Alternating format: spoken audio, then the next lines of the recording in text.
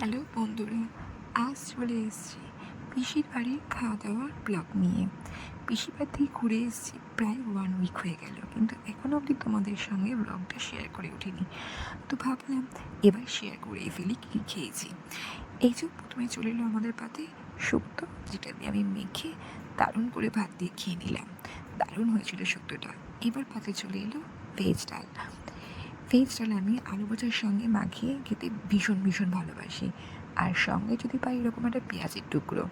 তো ডাল বলো আর শুক্তো বলো, দুটোই কিন্তু করেছিল বৌদি, আর দুটোই কিন্তু দারুণ হয়েছিল। এইবারে পাতে চলে এলো বাঙালির ফেভারিট ভাপটা মাছ, সর্ষে দিয়ে করা। এই রান্নাটা কিন্তু পিসা করেছিল।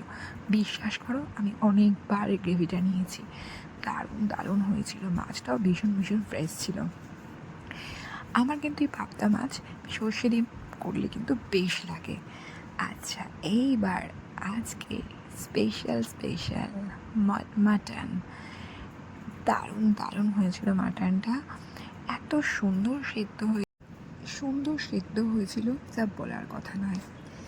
আর টেস্টও হয়েছিল কিন্তু দারুণ। এটাও রান্না করেছিল পিসা। তো পিসার হাতের মাংস কিন্তু আমার আগাগোড়াই খুব পছন্দের। তো খুব জমিয়ে ভাত খেলাম, আর সঙ্গে ছিল আমার খুব কাছের মানুষরা। তো আমরা গল্প করতে করতে আড্ডা মারতে মারতে দারুণ দারুণ সানডে দুপুর কাটিয়েছিলাম। তোমরা কারা কারা আমার মতো মাটন ভালোবাসো অবশ্যই কিন্তু কমেন্ট করে জানিও। আচ্ছা, এরপরে চলে আসবে আমার পাতে আমের চাটনি, আর তারপরে শেষ পাতে দই। ব্যাস, দারুণ খাওয়া দাওয়া হলো। তো টাটা।